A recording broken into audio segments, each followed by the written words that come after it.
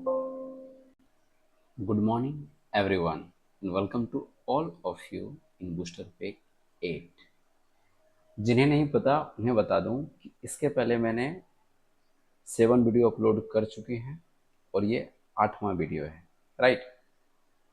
तो booster pack ऐसे questions को डील करता है जिनकी आंसर की लेटेस्ट में रिलीज हुई है और उनके मैथ और रीजनिंग के अच्छे सवाल को सिर्फ लिया जाता है और उसका स्मार्ट अप्रोच क्या होनी चाहिए उस क्वेश्चंस को डील करता है। तो इसके पहले जो वीडियो डली पड़ी है यूट्यूब पे, आप वहाँ पे जाओ, उसे देख सकते हो और वहाँ से काफ़ी कुछ आप सीख सकते हैं, राइट। आज सॉरी टू से रक्षाबंधन के बाद हम मिल रहे हैं आप लोग सभी से। तो आज कुछ क्वेश्चंस ना इजी पड़ गए हैं, फिर भी हम उसमें कुछ नया सिखाने की कोशिश करेंगे आपको। तो स्टार्ट करते हैं। पहले आपको क्वेश्चंस दिखला लेते हैं कि क्या क्या करने वाले हैं।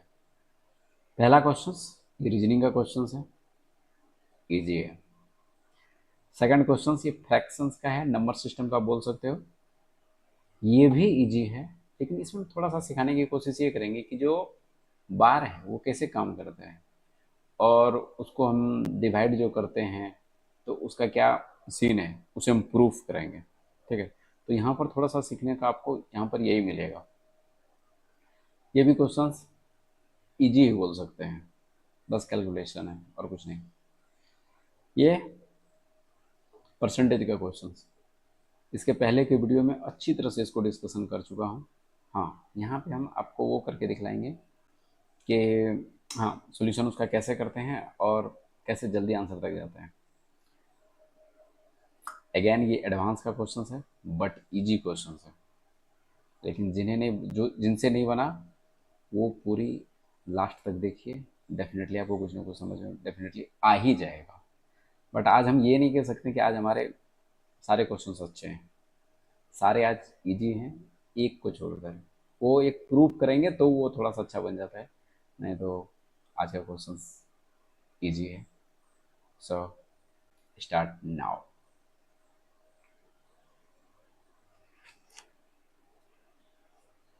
आते हैं हम पहले क्वेश्चन पर।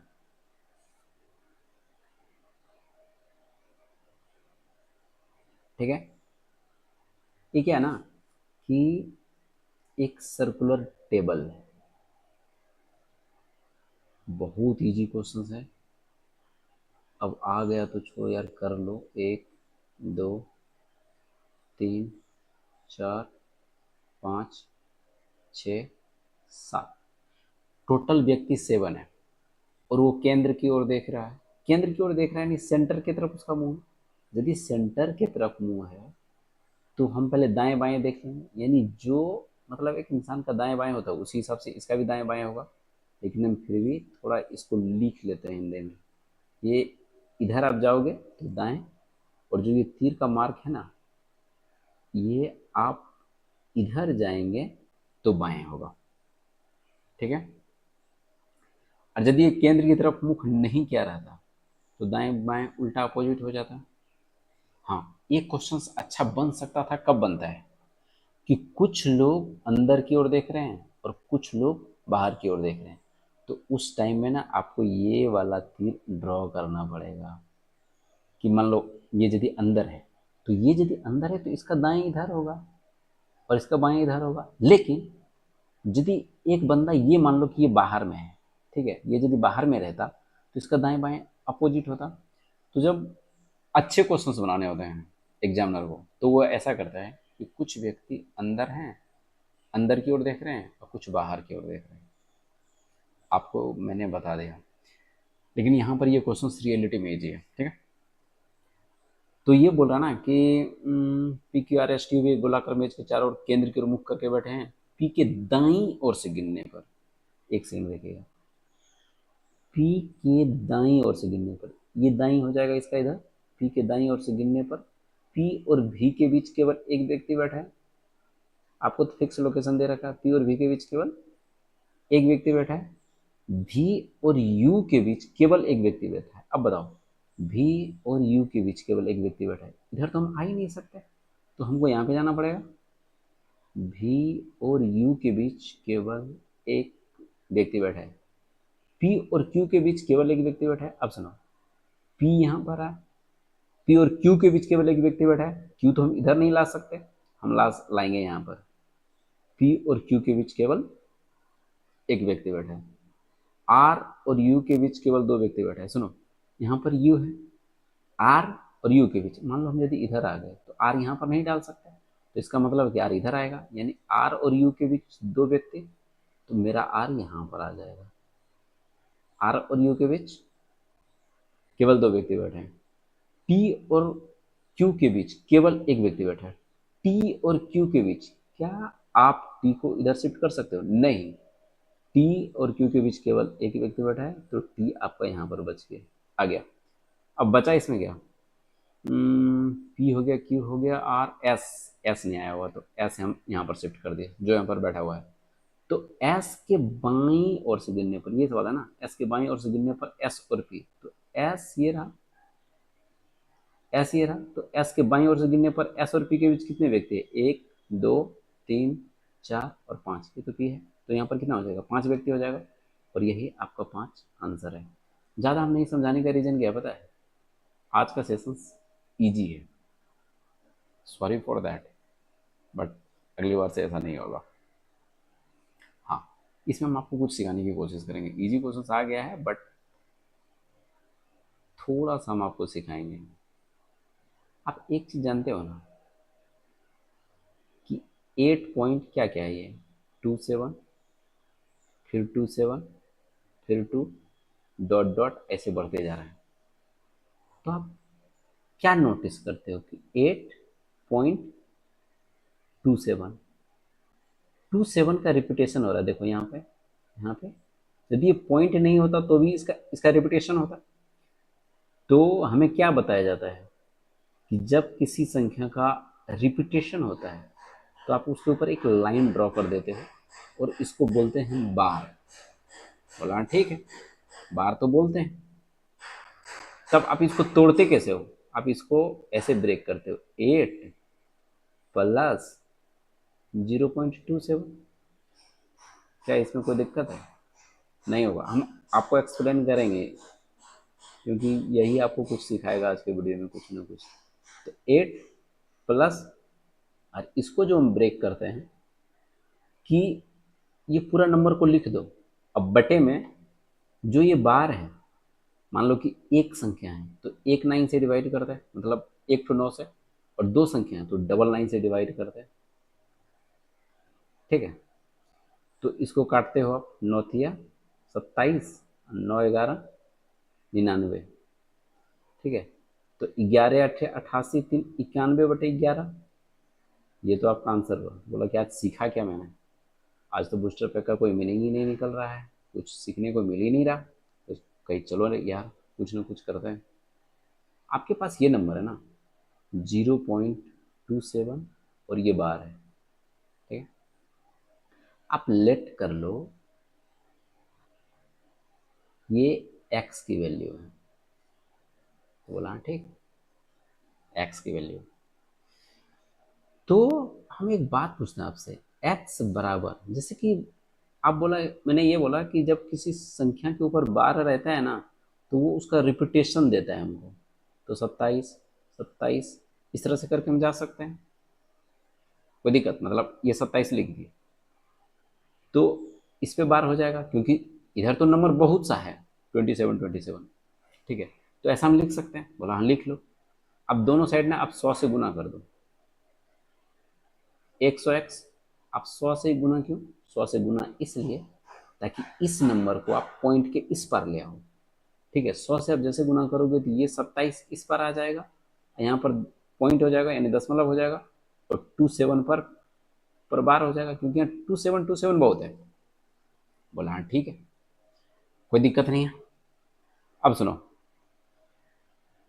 अब मेरा ये कहना है कि आपने ये लिख लिया 100x इक्वल्स 27 प्लस, इसको लिख सकते हैं 0.27 और ये बार। बोला हाँ ठीक, लिख सकते हैं। अब एक चीज़ बताइए, जो ये 0.27 है इसको मैंने क्या लेट करा था, एक्स लेट करा था। बोला हाँ कोई दिक्कत नहीं है। तो यहाँ पर 100x मैंने कर दिया, यहाँ पर मैंने 27 कर दिया, और 0.27 की जगह यहाँ पर मैंने x ले लिया।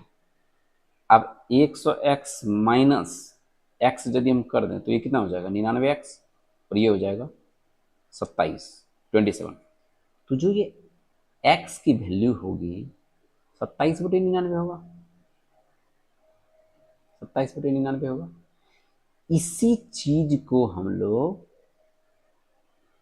यहाँ पे ऐसे लिख दिए, जो हमें याद कराया जाता है ना कि ये चीजें आती कहाँ से है, तो दोस्त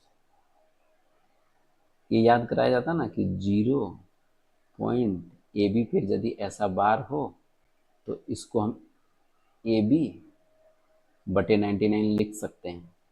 लेकिन 99 कहाँ से लिख सकते हैं ये यदि आपको पता है तब तो थैंक्स, और यदि नहीं पता तो आप यहाँ से सीख सकते हो, राइट। तो इसमें थोड़ा सा सीखने को मेरे पास यही रहा, और तो आज का सेशन में ज़्यादा कुछ स्पेशल है नहीं, रियलिटी बता दूँ। सो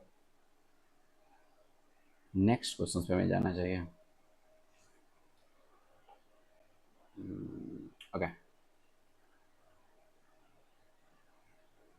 पानी और टंकी का ये क्वेश्चन है ना, पाइप एंड सिस्टर। अभी सवाल नहीं आए हैं अच्छे अच्छे वाले, जब अच्छे अच्छे वाले आएगा ना तब हम दिखलाएंगे आपको। हाँ क्या है, 23 पाइप है, एक टंकी को भरने के लिए 29 मिनट लगता है। क्या आप टोटल वर्क निकाल सकते हो क्या, कि टोटल वर्क क्या होगा। बोलेंगे नंबर ऑफ पाइप्स हो जाता है, जो आप याद किए हो, जहां भी आप पढ़े होंगे आपको ये जरूर बताया होगा, नंबर ऑफ पाइप्स अगर टाइम से मल्टीप्लाई कर दो। बोला ठीक है, तो टोटल वर्क मेरा आ जाएगा, यानी मेरे पास 23 पाइप है और 29 मिनट में हम इसको भर रहे हैं, तो ये तो टोटल वर्क है, ये तो टोटल वर्क है। लेकिन हमसे हमसे तो ये तो नहीं पूछ रहा ना, वो पूछ रहा है क्या कि 47 पाइप का उपयोग करें तो कितनी देर में इसको हम भर सकते हैं। तो 29 गुना 23/47, कैलकुलेशन करना ही पड़ेगा, कोई उपाय नहीं हो रहा। तो 29 गुना 23 कर देते हैं, 29×3 = 87 और 29×58, तो यहाँ पर आ जाएगा आपका 7 और 58 8 आ जाएगा 66। अब 667 में 47 से भाग दे दो, 667 में 47 से हम भाग देंगे, 47 से का 47, और यहाँ पर 19 और 7, 47 चौकी कितना हो जाएगा, 7 चौक 28, 4 चौक 16, 2 18, 188, यानी 14 पॉइंट समथिंग। अब ज़्यादा अंदर नहीं जाना है इसलिए क्योंकि मेरे पास ऑप्शंस दिख रहे हैं, ऑप्शंस इसलिए दिख रहा है ना कि ये 14 है, ये 24 है, ये 17 है, तो बहुत ज़्यादा डिफरेंस है, तो डायरेक्ट आंसर आ रहा है, तो ज़्यादा दिमाग इधर नहीं लगाना है, सीधा आंसर को क्लिक करना है, राइट। तो ये सवाल भी ईजी ही था, ये सवाल भी इजी है, बट थोड़ा सा सोल्यूशन में देखते हैं मजा आता है या नहीं आता। विजय का वेतन पहले 16% कम कर दिया गया। कोई भी चीज 100 था, 16% कम हो गया तो क्या हो जाएगा, 100 का चीज 84 हो जाएगा। पहले इसका डिस्कशन हम कर चुके हैं कि इसको हम प्रोडक्ट मेथड से बनाते हैं, कुछ नहीं करना बस प्रोडक्ट करते जाना है, और 11% बढ़ा दिया, यानी 11% बढ़ाने का मतलब क्या हो गया, 100 का कोई चीज 111 हो गया। अब देखो ध्यान से, ये जो चीजें होती है ना, ये वाला चीज में एक ओल्ड डाटा है, और ये क्या ना कि ये नया है, ये भी क्या है, एक ओल्ड है और ये क्या है, नया है। और प्रोडक्ट मेथड में आपको कुछ करना ही नहीं है, आपको मल्टीप्लाई करना है ऊपर वाला और नीचे वाला, और कंपेयर कर देना है। तो 111 गुना 84, 4×1 = 4 और 11×4 = 44, और यहाँ हो जाएगा 888, ठीक है। 4 8 4 12 के 2, 88 4 92 1 93, 9324 बटे 10,000। देखो हम हिंदी मीडियम के एक बिहारी बच्चे हैं, राइट, इसलिए हिंदी पे ज़्यादा चल रहे, आदत लग जाती है ना भाई। सुनो, इसमें हमको क्या सीख सकते हैं, इसमें हम ये सीख सकते हैं कि जब आप कैलकुलेशन करना ना तो इसको 4 से मत कटाने लग जाना कि 4 से कटाएंगे तो 25 और 4 से यहाँ पर कटाएंगे तो 21। नहीं, आप बोलोगे कि क्यों नहीं। देखो यहाँ पर जैसे आप कटाओगे ना 4 से 25 और 4 से 21, तो फिर ये कैलकुलेशन ना लेंदी हो जाएगा। अब आपको यहाँ पर 9324 दिख रहा है, यहाँ पर 10,000 दिख रहा है, ठीक है, तो आपको डिफरेंस कितना दिख रहा है, 676 का दिख रहा है कि हाँ 676 का डिफरेंस दिख रहा है। तो 676 का डिफरेंस कितना में दिख रहा है, 10,000 में दिख रहा है ना, तो 10,000 में दिख रहा है, इसलिए 6.76% आंसर आ जाएगा। देखो जब आप कैलकुलेशन करोगे ना ये चीज़ आपको दिखेगी कि आंसर हम यही इसी पे कैसे जाएं, क्योंकि यहाँ पर आपको एक बेस जो है ना एक मस्त चीज़ दे रखा है, और इस मस्त चीज़ को यदि आप कटा के बर्बाद करेंगे तो आपकी कैलकुलेशन बढ़ जाएगी। तो इसमें थोड़ा सा सीखने को यही मिला कि हाँ बेस को हमको नहीं तोड़ना है, बेस को यदि तोड़ोगे तो दिक्कत हो जाएगा, और सिर्फ आप ये भी गुना करके ना आप आंसर तक पहुंच सकते थे, क्योंकि जैसे 9324 आएगा ना तो आपको एक ही चीज़ दिखेगा कि 676 कम है, 676 कम है और वो भी 10,000 पर है, तो 6 पॉइंट मतलब 676 वाला ही आंसर होगा, तो आपको क्लिक कर देना था जस्ट।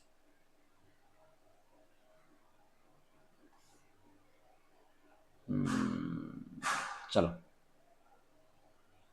एडवांस का बट बिल्कुल इजी क्वेश्चन। अच्छा जब आपको बोलता है कोई कि एक रेगुलर पॉलीगन है, रेगुलर पॉलीगन, या हिंदी में कहें तो एक समबाहुभुज है, पहले हिंदी वाला को समझा देता हूँ। सम का मतलब क्या होता है, बराबर, बहु का मतलब क्या होता है, एक से ज्यादा, अब भुज का मतलब क्या होता है, भुजा। तो ये 2D शेप में होता है, पहला बात 2D शेप में होगा, ठीक है, जो भी इसका साइड्स होगा, साइड्स आर इक्वल होगा। अब साइड्स यदि इक्वल हैं तो आपको यह भी जानना चाहिए कि एंगल्स आर ऑल्सो इक्वल। बोला ठीक है, कोई दिक्कत नहीं है। अब यदि हम एक बात करें कि आपको मान लो कि एक ट्रायंगल मैंने दिया है, ठीक है, ट्रायंगल दिया, तो ये भी तो एक पॉलीगन ही है, ये भी क्या है, एक पॉलीगन है। और यदि हम बोल देंगे कि ये रेगुलर, बोल देंगे कि रेगुलर पॉलीगन है, रेगुलर पॉलीगन है इसका मतलब है कि तीनों साइड बराबर है, तीनों साइड बराबर है, और तीनों साइड यदि बराबर है तो तीनों का एंगल बराबर होगा। क्या आपको ये पता है ना, इजीली से पता होना चाहिए, कोई दिक्कत ही नहीं है इसमें, ठीक है, तो एंगल्स बराबर होगा, मतलब ठीक है। अब एक बात बताता हूँ, यहाँ क्या दिया है, आंतरिक कोण और बाह्य कोण। आंतरिक कोण का मतलब क्या होता है, internal angle, INTERNAL, internal angle, और बाह्य कोण का मतलब क्या होता है, एक्सटर्नल एंगल, एक्सटर्नल एंगल। तो किसी भी पॉलीगन में इंटरनल और एक्सटर्नल का सम 180 यानी 180 होगा। बोलेगे पता नहीं याद रहेगा कि नहीं रहेगा, चलो एक काम कर रहे हैं, ये मेरे पास ट्रायंगल है, ट्रायंगल है ना, बोला हाँ ठीक है, ये थीटा है, ये क्या है, थीटा है, तो ये वाला जो एंगल होता है ये वाला, ये 180 माइनस थीटा होगा। ये याद है ना कि ये एक लीनियर लाइन, एक सिंगल लाइन, एक सीधी लाइन, तो सीधी लाइन का जो एक साइड का एंगल होगा इस साइड का, उसका सम 180 डिग्री होगा। और ये इसको बोलेंगे अंतःकोण और इसको बोलेंगे बाह्य कोण। बाह्य कोण क्या करते हैं, इस लाइन को मैंने ड्रॉ, इस लाइन को मैंने बढ़ा दिया, और जो एंगल, ये जो एंगल बनेगा ये वाला ये वाला ये वाला ये वाला ये वाला, तो वो हो जाएगा मेरा बाह्य कोण। तो ये हुआ एक्सटर्नल एंगल और ये हुआ इंटरनल एंगल। दोनों का सम कितना हो जाएगा, 180 डिग्री। तो दोनों का सम 180 डिग्री। अब सुनो ध्यान से, आपको हम पिछले वीडियो में डिस्कशन ये करे थे कि आप कोई भी चीज को पुट भी यदि करते हो ना, कि मैंने माना, मैंने लेट किया, मैंने ये लेट किया, तो आपको क्वेश्चंस के हिसाब से लेट करना है, अपना मन से कुछ भी लेट नहीं कर देना है। कुछ भी लेट करेंगे तो सॉल्यूशन में टाइम लग जाएगा। अब बोलता है एक समबाहुभुज का जो आंतरिक कोण है, यानी जो इंटरनल एंगल है, बाह्य कोण, बाह्य कोण का जो योग से 250% अधिक है। अब 250% अधिक है तो क्या मानोगे, मैंने यहाँ पर लेट कर रहा हूँ 4। अब आपको दिखाता हूँ 4 क्यों लेट कर रहा हूँ। 4 का यदि आपको बोल देगा कि 250% कितना होता है, ठीक है, तो आप कैलकुलेशन करोगे तो 10 होता है। ठीक है, कैलकुलेशन करोगे तो 10 होता है। कैलकुलेशन करके हम नहीं दिखा रहे हैं, तो 4 है, तो 250 से डिग्री अधिक है, यानी 4, 4 तो रहेगा ही रहेगा, लेकिन 10 और ज़्यादा रहेगा, एक्स्ट्रा रहेगा, तो ये कितना हो जाएगा, 14 हो जाएगा। कहीं लोग ये कन्फ्यूजन नहीं कर रहे ना कि बाह्य कोण के योग से 250 डिग्री अधिक है, तो भाई पॉलीगन है तो बाह्य कोण का योग ही नहीं दर्शाना पड़ेगा इसमें। ठीक है, तो सुनो, तो ये 14 यूनिट है, ये 4 यूनिट है, और इस 18 यूनिट की वैल्यू हो जाएगी 180 डिग्री। क्यों होगी, क्योंकि अंतःकोण और बाह्य कोण का योग जो सम होता है 180 डिग्री होता है। तो 1 यूनिट बराबर कितना हो जाएगा, 10 डिग्री। और हमसे पूछा क्या है, प्रत्येक आंतरिक कोण का माप क्या होगा। प्रत्येक आंतरिक कोण का जो ये माप होगा ये होगा, यानी 14 यूनिट, और 14 यूनिट का वैल्यू कितना आ जाएगा, 140 डिग्री। एग्जाम्स में ये लिखने का ज़रूरत नहीं है यूनिट फिनिट, ठीक है, सिर्फ ये यहाँ पे हम दिखला दिए, बस एक आंसर पर आपको क्लिक करना चाहिए था। सो ये लास्ट क्वेश्चन था,